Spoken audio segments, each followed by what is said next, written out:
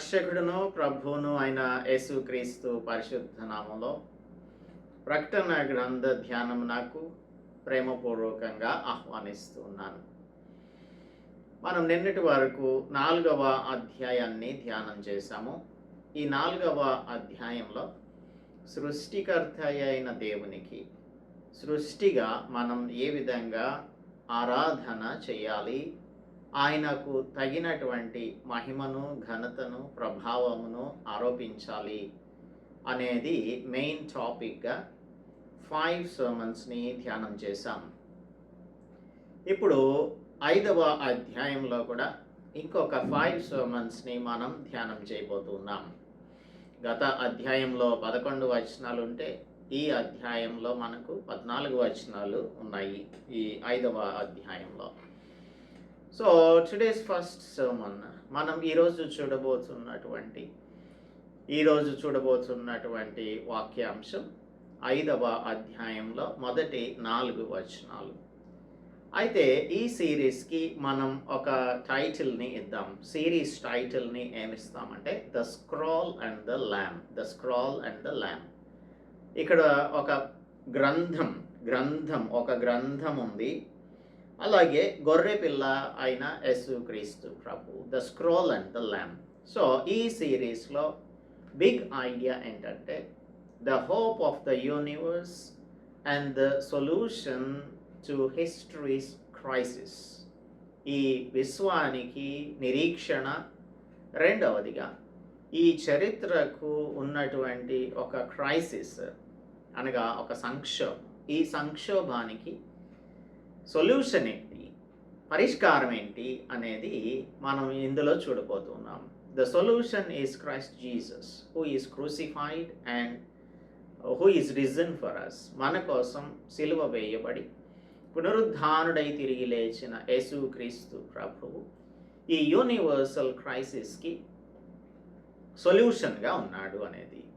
So the big idea is humanity and all the creation is powerless. Humanity and all the creation are powerless to fix the problem.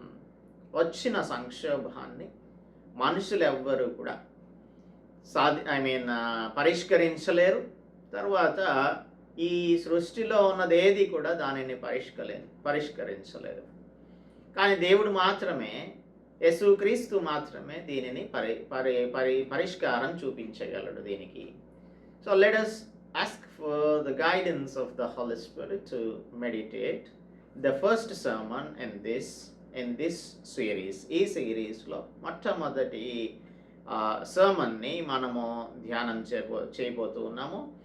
ఈ మొట్టమొదటి sermon ఏంటి అనేది మనం చూద్దాం. Let us pray. పరిశుద్ధుడా, మా ప్రియ ప్రభువా, మా ప్రభువా, మా రక్షక, మమ్మలను మా ప్రియులను ప్రేమించి ప్రకటన గ్రంథంలో అనేకమైన విషయాలను బోధిస్తున్నారు తండ్రి. ఈ దినాలలో మేము చేయుచున్న మెడిటేషన్ ద్వారా మాతో మీరు మాట్లాడుచున్నందుకై మీకు వందనములు చెల్లిస్తున్నాము. మా మాటలు కాదు ప్రభువా, మీ మాటలే మేము వినున్నట్లుగా మా చెవులు చక్కగా వినడానికి, మా హృదయములు మరి ఎక్కువగా కాన్సన్ట్రేట్ చేసి గ్రహించగలగడానికి కృపను అనుగ్రహించమని, ఆత్మ నడిపింపును దయచేయమని క్రీస్తు యేసు పరిశుద్ధ నామంలో ప్రార్థిస్తున్నాం తండ్రి, ఆమేన్. మనం ముందుగా అనుకున్నట్టుగా ఈ 5వ అధ్యాయంలో మానవ మాతృలు ఎవ్వరూ కూడా వచ్చిన సంక్షోభాన్ని పరిష్కరించలేరు. మొదటి సర్మన్లో మనం బిగ్ ఐడియా ఏంటంటే the humanity and the creation are powerless to fix what is broken. దీని యొక్క అవుట్లైన్ని మనం చూడాలి అంటే there is a scroll in the right hand of God. దేవుని యొక్క కుడి చేతిలో ఒక పుస్తకం ఉంది. ఆ పుస్తకం దేవుని యొక్క సార్వభౌమ అధికారాన్ని, సార్వభౌమ ప్రణాళికను, అనగా ఈ చరిత్ర కోసం, మానవ చరిత్ర కోసం దేవుని యొక్క సార్వభౌమ ప్రణాళిక ఏమిటి, ఇందులో జడ్జ్మెంట్స్, రిడెంప్షన్, అలాగనే ఇది ఇందులో ఉన్నటువంటి సీల్స్, ఇన్యాక్సెసిబుల్ సీల్స్ ఇవన్నీ కూడా మనం చూస్తాం. 2-3 వచనాలలో ఒక కాస్మిక్ ఛాలెంజ్ ఉంది. ఆ కాస్మిక్ ఛాలెంజ్ ఏంటి అనేది చూడబోతున్నాం.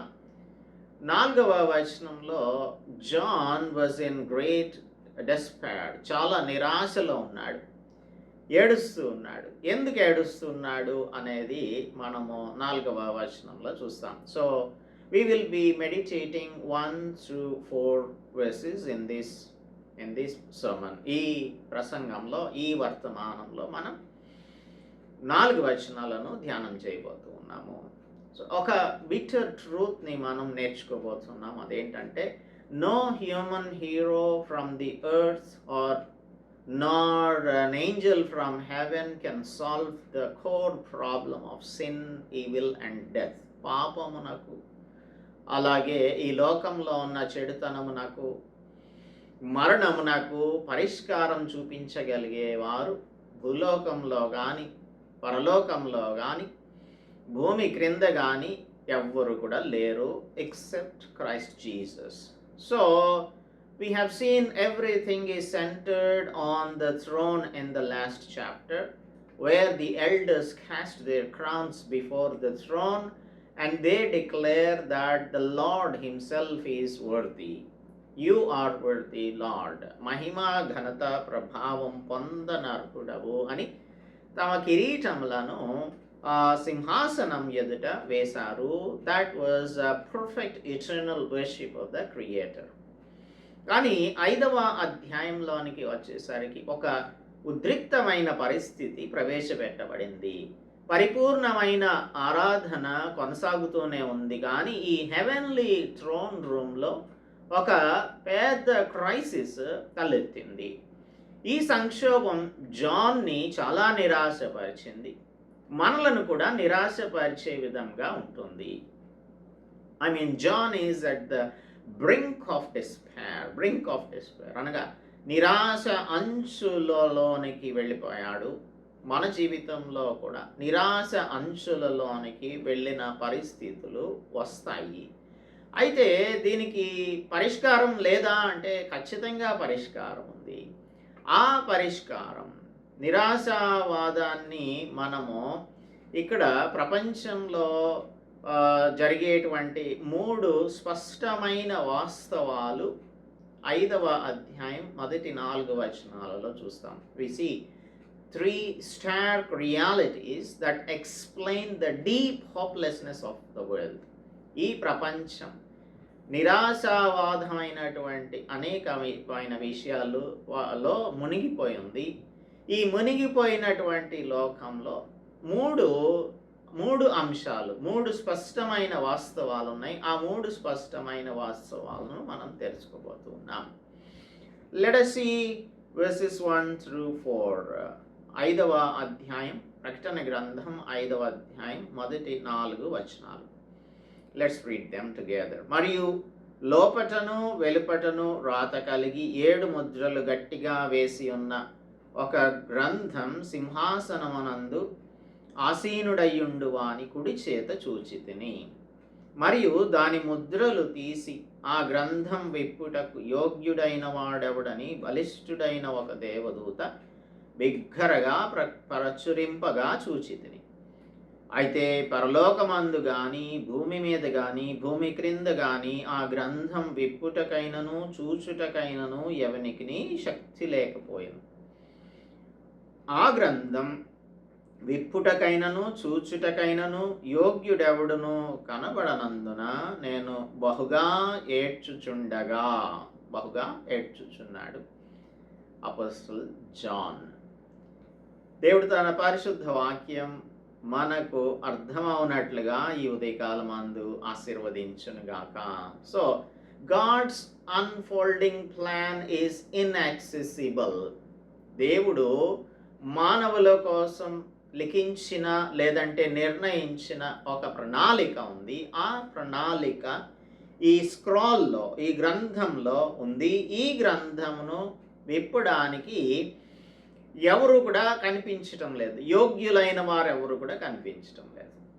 ఇక్కడ మనం చదువుకున్నట్టుగా 7 ముద్రలు కలిగి ఉన్నాయి. దానికంటే ముందుగా లోపటను వెలుపటను వ్రాత కలిగి 7 ముద్రలు గట్టిగా వేసి ఉన్న గ్రంథం కుడి చేతిలో ఉంది. The right hand is the hand of power and action. దేవుని యొక్క శక్తి, ఆయన యొక్క క్రియలను తెలియపరిచేటువంటిది ఈ కుడి చేయి. కాబట్టి ఈ కుడి చేత ఇది పట్టుకొని ఉన్నారు దేవుడు. బిబ్లికల్ స్కాలర్స్ ఏం చెప్తారంటే ఇది సృష్టికి ఒక టైటిల్ డీడ్ లాంటిది అని అంటారు. The title deed of creation, or we can say the divine blueprint for history. చరిత్ర కోసం దేవుడు తయారు చేసిన ఒక బ్లూ ప్రింట్. ఇందులో జడ్జ్మెంట్ ఆన్ ఈవిల్, ఈ లోక సంబంధమైన చెడుతనం లేదంటే పాపం అంతటికి కూడా ఒక జడ్జ్మెంట్, తర్వాత ఫుల్ఫిల్మెంట్ ఆఫ్ రిడెంప్షన్, దేవుని యొక్క విమోచనకు సంబంధించినటువంటిది, మానవులను విమోచించడానికి దేవుడు చేయుచున్నటువంటి ప్రణాళిక. ఇంకొక విధంగా చెప్పాలి అంటే చాలాసార్లు మనం చేయవలసిన పనులను రాసుకుంటూ ఉంటాం. అది టు డూ లిస్ట్ అంటాం, చేయవలసిన పనుల జాబితా అనేది. అలాగే దేవుడు గాడ్స్ టు డూ లిస్ట్ ఇది అని చెప్పి, ఎందుకు అంటే in order to set right everything, ప్రపంచం అంతటినీ కూడా సరిదిద్దడానికి దేవుడు రాసుకున్నటువంటి ఒక టు డూ లిస్ట్ ఇది అని చెప్తూ ఉంటారు. దీనికి ముందు వెనక లోపల బయట కూడా రాయబడి ఉన్నాయి. అంటే it is return on 2 sides. దీనిని మనం ఫుల్, కంప్లీట్, కాంప్రహెన్సివ్ అని చెప్పాలి. ముందు లోపల బయట కూడా రాయబడి ఉన్నాయి అని అంటే ఇది చాలా సమగ్రమైనటువంటిది. దీనికి మరలా 7 ముద్రలు వేసి ఉన్నాయి. ఈ 7 అనేది సంపూర్ణతకు చిహ్నంగా ఉంటుంది. It is legally sealed and shut. Legally sealed and shut. అలాగా రోమన్ వరల్డ్లో ఒక వీలునామాని ఎవరైనా రాస్తే ఆ వీలునామాని కానీ ఒప్పందాన్ని కానీ ఆ ముద్రలు వేసినప్పుడు ఆ ముద్రలు తెరవడానికి సాక్షులు చాలా అవసరం. దీనికి సాక్షులు ఉండాలి. ముద్రలు తెరవాలంటే అది యోగ్యులైన వారు లేదంటే దానికి అధికారం కలిగినటువంటి వారు తెరిచే వరకు కూడా అందులోని విషయాలన్నీ కూడా నిష్ఫలమైనవిగానే ఉంటాయి. ఎందుకంటే దే బికమ్ ఇన్ఎఫెక్చువల్. ఇక్కడ పాయింట్ ఏంటి అని అంటే దేవుని యొక్క మంచి ప్రణాళిక, న్యాయబద్ధమైన ప్రణాళిక చరిత్ర కోసం అది పూర్తిగా చేయబడింది. పూర్తిగా దేవుడు చేసేసాడు. It is finished, but it is locked up. కానీ అది ముద్ర వేయబడి ఉంది. ఎవరో ఒకరు ఈ ప్రణాళికను అమలు చేయడానికి ముందుకు రావాలి. ఒకవేళ అమలు చేయడానికి రాలేదనుకోండి, ఈ ప్లాన్ ఇక్కడితోనే ఆగిపోతుంది.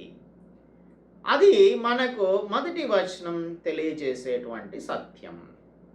రెండవ వచనం, మరియు దాని ముద్రలు తీసి ఆ గ్రంథం విప్పుటకు యోగ్యుడైన వాడెవడని బలిష్ఠుడైన ఒక దేవదూత బిగ్గరగా ప్రచురింపగా చూచితిని. ఇక్కడ మనకు ఒక అన్వేషణ కనిపిస్తుంది. ఈ బలిష్ఠుడైన దేవదూత ఎవరు యోగ్యులు అనేది కనుగొనడానికి ఒక పెద్ద ప్రొక్లమేషన్ చేస్తూ ఉన్నాడు. The mighty angel is making an ultimate herald or proclamation. He is issuing a cosmic challenge. విశ్వానికే సవాలు. ఎవరు దీనిని విప్పడానికి యోగ్యులు అని అడుగుతూ ఉన్నాడు. ఇది ఒక కాస్మిక్ ఛాలెంజ్. దేవుని యొక్క ప్రణాళికను అమలు చేయడానికి లేదంటే దేవుని యొక్క ప్రణాళిక అమలుకు బాధ్యత వహించడానికి ఒక బలవంతులైన వారు కావాలని కాదు, లేదంటే తెలివైన వారు కావాలని కాదు. ఎవరు యోగ్యులు అనంటే ఇక్కడ నిష్కలంకమైన స్వభావం, చట్టబద్ధమైన అధికారం. నిష్కలంకమైన స్వభావం, తర్వాత చట్టబద్ధమైన అధికారం ఎవరికి ఉంది? ఈ అన్వేషణ ఉందే, ఈ అన్వేషణ ఒక సమగ్రమైన అన్వేషణ. It is exhaustive. It is exhaustive search. It is an exhaustive search. కాబట్టి ఈ అన్వేషణలో పరలోకంలో కానీ, అయితే పరలోకమందు కానీ, భూమి మీద కానీ, భూమి క్రింద కానీ ఈ గ్రంథం విప్పుటకైనను చూచుటకైనను ఎవరికి శక్తి లేకపోయాను. పరలోకంలో ఎవరుంటారు? దూతలు ఉంటారు, శరాపులు ఉంటాయి, కెరూబులు ఉంటారు. శరాపులు, కెరూబులు, దేవదూతలు. మరి భూమి మీద మనకు అనేక మంది ఉంటారు. ఈ లోక సంబంధమైన తత్వవేత్తలు ఉంటారు, శాస్త్రవేత్తలు ఉంటారు, ఇంకా నాయకులు ఉంటారు, superheroes or potential heroes ఉంటారు. వీరెవ్వరు కూడా ఈ స్క్రాల్ని విప్పడానికి, ఈ ముద్రలు విప్పడానికి అర్హులైన వారు, యోగ్యులైన వారు కానే కాదు. ఇంకా భూమి క్రింద చూసినట్టయితే, భూమి క్రింద కానీ అనుంది కదా, భూమి క్రింద కానీ ఆ గ్రంథం విప్పుటకైనను చూచుటకైనను ఎవరికి శక్తి లేదు. అంటే the realm of the dead, పాతాళంలో ఎవరు లేరు. చరిత్రలో చూస్తే ఎవరు కనిపించడం లేదు. పరలోకంలో లేరు, భూమి మీద లేరు, భూమి క్రింద కూడా లేరు. అన్ని కాలములలో, అన్ని ప్రదేశములలో, సృష్టించబడిన అన్ని జీవులలో ఎక్కడ వెతికినా కూడా ఈ గ్రంథాన్ని విప్పడానికి యోగ్యులైన వారు లేనే లేరు. ఫలితంగా ఏం జరిగింది అనంటే, అక్కడ నిశ్శబ్దం ఆక్రమించి ఉంది. నిశ్శబ్దం. ఎవరు విప్పుతారు అనేది ఇది చాలా పెద్ద ప్రశ్నగా ఉంది. No one is stepping forward and no one is raising hand. ఎవరైనా చేతులు ఎత్తండి అంటే ఎవరు చేతులు ఎత్తట్లేదు. ఎవరైనా ముందుకు వస్తారా అంటే ఎవరు ముందుకు రావట్లేదు. అంటే ఈ క్రియేషన్లో యోగ్యులైన వారెవ్వరు కూడా లేరు. The creation has become empty. విశ్వమంతటిలో చూసినా కూడా ఎవ్వరూ యోగ్యులు లేనే లేరు. ఎవ్వరూ యోగ్యులు లేనే లేరు. ఈ స్క్రోల్లో ఉన్నటువంటి అన్ఫోల్డింగ్ ప్లాన్ ఉందే, దీనిని ఎవ్వరు కూడా బయటకు తీసుకొచ్చేదానికి అవకాశం లేకుండా పోయింది. మన జీవితంలో కూడా అనేకమైన సందర్భాలలో మనకున్న క్రైసిస్ నుంచి విడిపించడానికి ఎవ్వరు కూడా ముందుకు రాని పరిస్థితి ఉంటుంది.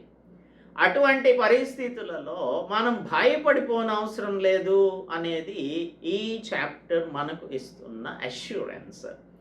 If we look at the world, we will not find solution. If we look at our people, we will not find solution. If we look at our relatives, we will not find solution. If we look at the government, we don't find any solution.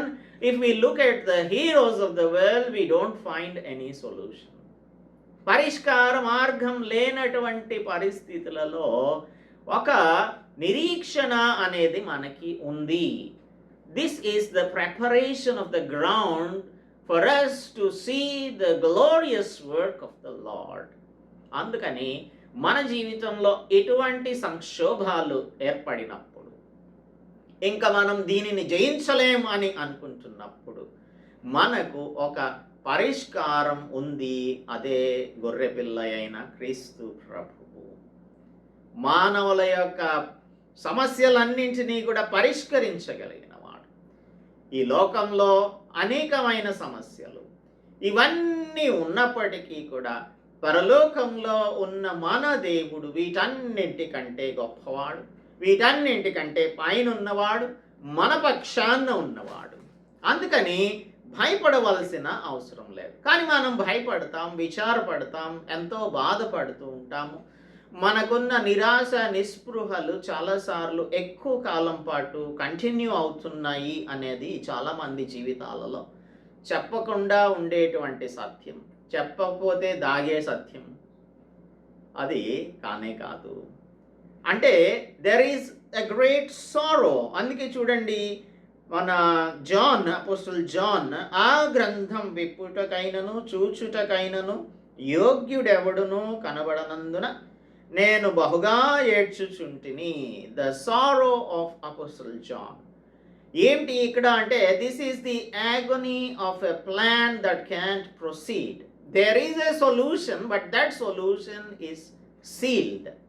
అది ముద్ర వేయబడి ఉంది. అందుకని John యొక్క reaction మన రియాక్షనే అవుతుంది. చాలాసార్లు మనం చేయలేని పని మన ముందర ఉండిపోయినప్పుడు, దీన్ని మనం క్రాక్ చేయలేమనుకున్నప్పుడు, దీన్ని మనం సాల్వ్ చేయలేమని అనుకుంటున్నప్పుడు, ఇది చాలా తీవ్రమైన సమస్యగా అనిపించి మనం బహుగా ఏడ్చేవారంగా, అదుపు చేయలేనంతగా పరిస్థితులు చేయి దాటిపోయాయి అని అనిపిస్తూ ఉంటుంది. దాని వలన కలిగే పర్యవసానాలను మనం చాలాసార్లు ఊహించుకొని ఇది ఏమైపోతుందో, ఎక్కడికి దారితీస్తుందో అని బహుగా ఏడ్చేవారంగా, అనేకమైన సార్లు బిగ్గరగా ఏడ్చేవారంగా ఉంటూ ఉంటాం. ఇప్పుడు ఈ పర్యవసానాలు ఏంటి? If the scroll is sealed, ఈ పుస్తకం ముద్ర వేయబడి అదే విధంగా ఉన్నప్పుడు ఈ లోకంలో ఉన్న చెడుతనం, ఈ లోకంలో ఉన్న అన్యాయం అన్నీ కూడా పై చేయిలో ఉంటాయి. అన్యాయమే గెలుస్తున్నట్టుగా న్యాయం పైన, నీతి పైన అవినీతే గెలుస్తున్నట్టుగా, పవిత్రత పైన అపవిత్రతే గెలుస్తున్నట్టుగా, పరలోకం పైన ఈ లోకమే గెలుస్తున్నట్టుగా అనిపిస్తూ ఉంటుంది. ఇది పై చేయిలాగా అనిపిస్తూ ఉంటుంది. It seems like that. And number 2, మనం ఎంత బాధపడుతున్నాం, ఈ బాధకి అసలు అర్థమేమి లేకుండా పోతుందేమో అని అనిపించే పరిస్థితులు ఉంటూ ఉంటాయి. ఇంకా మనకు దేవుని యొక్క వాగ్దానాలు నెరవేరే పరిస్థితి లేదు. How come God's promises will be fulfil? దేవుడు వాగ్దానం చేస్తే నమ్మదగిన వాడని మనం చెప్తుంటాము. అసలు వాగ్దానాల సంగతి పక్కన పెడితే ఇప్పుడున్న పరిస్థితులలో ఒక అడుగు ముందుకు వేయలేకపోతున్నాను, ఒక అడుగు వెనక్కి వేయలేకపోతున్నాను, కదల్లేని పరిస్థితుల్లో ఉన్నాను అని మనం అనుకుంటూ ఉంటాం. జాన్ కూడా ఈ విశ్వానికి వచ్చిన సంక్షోభాన్ని ఎవరు తీర్చగలరు? చరిత్ర అనేది కేవలం ఒక విషాదకరమైనదిగాను అర్థరహితమైనదిగాను మిగిలిపోతుందా అని అనిపిస్తుంది. ఇంకా రిడెంప్షన్ కావాలి, విమోచన కావాలి, విడుదల కావాలి. ఇది ఒక beautiful idea that never happens. మనకు ఇది సార్థకతలోనికి రానటువంటి, అర్థం లేనటువంటి ఒక బ్యూటిఫుల్ ఐడియా, అందమైన ఆలోచనగానే మన యొక్క రిడెంప్షన్ ఉండిపోతుందా అని అనిపిస్తూ ఉంది జాన్కి. అందుకని ఆయన ఏడుస్తూ ఉన్నాడు. He is weeping because he sees with terrifying clarity that if solution is not found, there is no solution at all. ఈ సమస్యకు పరిష్కారం లభించకపోతే ఈ సమస్యగానే ఉండిపోతుంది, ఎప్పటికీ కూడా సాల్వ్ చేయబడదు అని అపోస్టల్ జాన్ బిగ్గరగా ఏడుస్తున్నాడు. మనం కూడా we might be weeping over a sealed scroll in our lives. మన జీవితంలో ముద్ర వేయబడిన గ్రంథములు చూచి మనం కూడా బహుగా మరి ఏడ్చే వారంగా, తర్వాత అంగలార్చే వారంగా ఉంటూ ఉంటాం.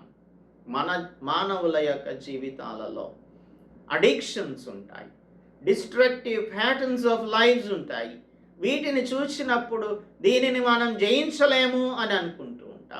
అయితే దీనికి ఒక పరిష్కారం ఉంది, అది క్రీస్తు ప్రభువు దగ్గర ఉంది. మనకు ఒక బ్రోకెన్ రిలేషన్షిప్ ఉందనుకోండి, నోబడీ కెన్ ఫిక్స్ ఇట్ అనేది, మన సంబంధ బాంధవ్యాలు తెగిపోయినప్పుడు వాటిని ఫిక్స్ చేయగలిగిన వారు ఎవరు లేరు. మనకు ఒక అనారోగ్య పరిస్థితి వచ్చింది, ఆ అనారోగ్య పరిస్థితిని ఎవ్వరు కూడా స్వస్థపరచలేరు. ఇంకా మన హృదయం యొక్క ఈ పుస్తకాన్ని ఎవ్వరు కూడా ఓపెన్ చేయలేనటువంటి పరిస్థితులలో ఖచ్చితంగా మనకు కన్నీరే వస్తుంది. అయితే ఈ డెస్పైర్ చాలా అవసరం. ఎందుకంటే it prepares our hearts to see the glorious presence of the Lord. ఈ డెస్పైర్ గుండా, ఈ నిరాశ నుండి, ఈ నిరాశ ద్వారా పయనించి మనం గనక ముందుకు వెళ్తే అక్కడ మనకు బ్రైట్ లైట్ ఉంటుంది.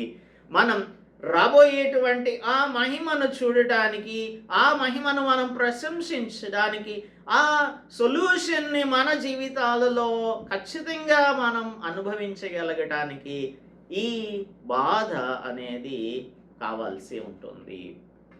ఇది క్షణమాత్రం ఉండేటువంటిది. అయితే ఆయన మన యొక్క అంగలార్పును నాట్యంగా మార్చేటువంటి వాడు. మనకు సామిస్ట్ చాప్టర్ 30 ఆఫ్ సామ్లో చెప్తాడు, 30వ కీర్తనలో చెప్తాడు, మన అంగలార్పును ఆయన నాట్యంగా మారుస్తాడు. So John is weeping. ఈయన అపోస్తలుడు జాన్ ఏడుస్తున్నాడు. మనం కూడా ఏడ్చినటువంటి పరిస్థితులలో ఉంటూ ఉన్నాం. We have all despair, everything is gloomy around us. ఎక్కడ కూడా ఆశ మినుకుమంటూ కూడా కనిపించటం లేదు. మన పరిస్థితి చాలా దయనీయమైన పరిస్థితి లాగా ఉంది. It is a big crisis which you feel that you can not solve it yourself. Yes, it is true. ఇది బిటర్ ట్రూత్. మనం దీనిని అంగీకరించవలసిన సత్యం ఏంటంటే, నీవు నేను దీనిని పరిష్కరించలేం. మానవులెవరు పరిష్కరించలేరు. ఏంజల్స్ పరిష్కరించలేవు. శరాపులు పరిష్కరించలేరు. కెరూబులు పరీక్షించలేరు. ఈ లోక సంబంధమైన హీరోస్ ఎవరు కూడా పరిష్కరించలేరు.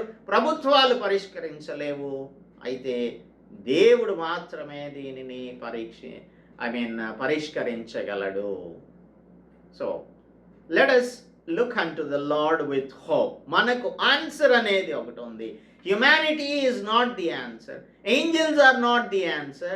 The search of the universe always ends in failure. అందుకే ఈ లోకం వైపు మనం చూసినప్పుడు అంత కూడా పరాజయం పాలైపోయినట్టు ఉంటుంది. కానీ this sets the stage for the most glorious announcement in the history. అప్పుడు ఒక అనౌన్స్మెంట్ రాబోతుంది. అది 5వ వచనంలో వస్తుంది.